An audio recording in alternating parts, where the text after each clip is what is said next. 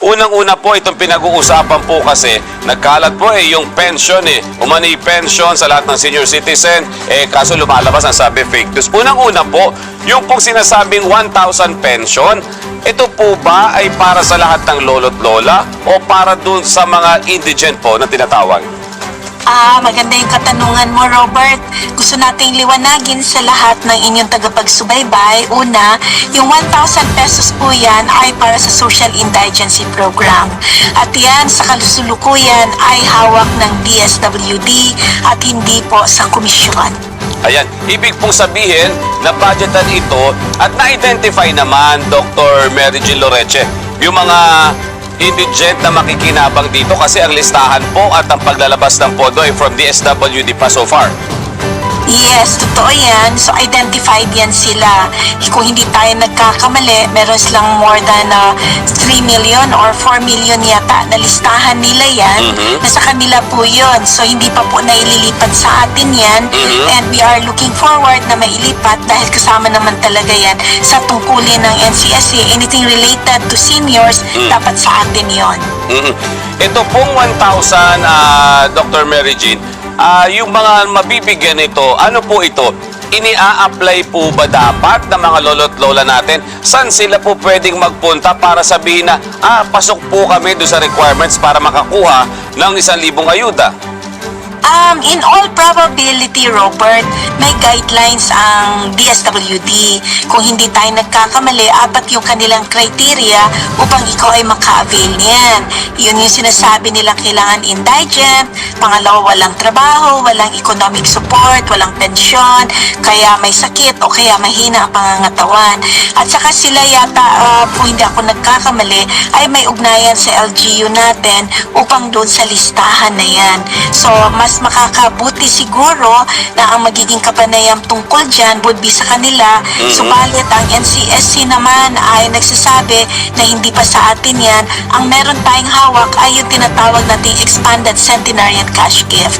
Yung sa mga cash gift na inilalaan sa inyo na po ng kagaling ang budget. Pero so far, kailan po inaasahan, Dr. Loreche, na may transfer na rin sa NCSC ito pong distribution para sa mga senior natin na 1,000 po na ayuda na ito?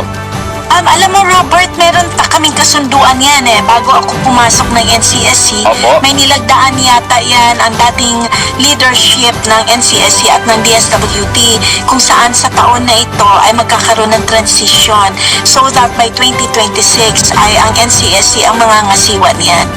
Kapag ganyan, ma'am, lalo na kapag nasa NCSC na po, alimbawa, yung pagda-download dyan, ibig sabihin ang pangangasiwa at ang pagbibigay dyan, paano po ang magiging paraan din? So, ibig ba sabihin, Dr. Mary Jean, ay magba-back to zero? Ibig sabihin, magpaparegister ulit yung mga lolo't lola natin? Or yung transfer of files ay automatic naman coming from DSWD at hindi dapat mag-alala yung mga nakakatanggap na ng ayuda natin mga lolo't lola?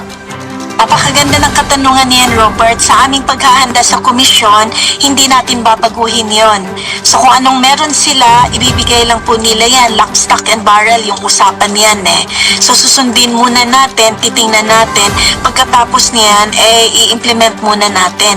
Habang pag-aaralan natin kung eto ba ay may pagbabagong gagawin, very minor ba, o kaya naman may mga gagawin pa tayong mas mapapaigting at mapapabuti natin yung pagbibigay at paglilista ng mga magko-qualify para dyan sa Social Indigent Program.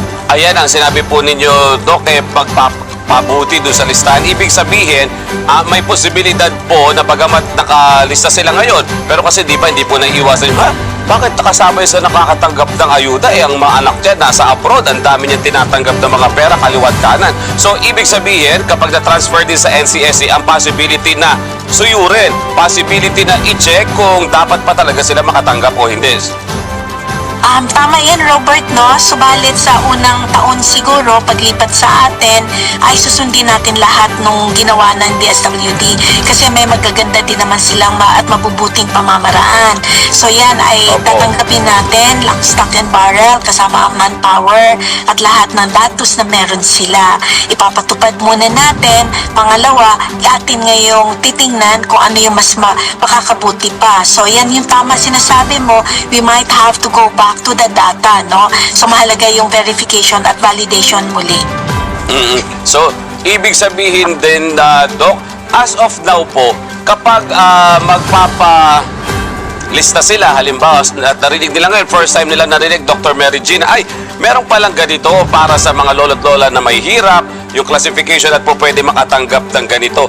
Saan sila unang dapat magpunta para po makapag-apply sila, Doc? Sa ngayon, talaga DSWD pa, Robert, hinihintay natin na tayo ay makikipagtulungan sa DSWD upang maging smooth ang transition ng programang ito at hindi nga maantala yung pagbibigay para sa ating mga nakatatanda.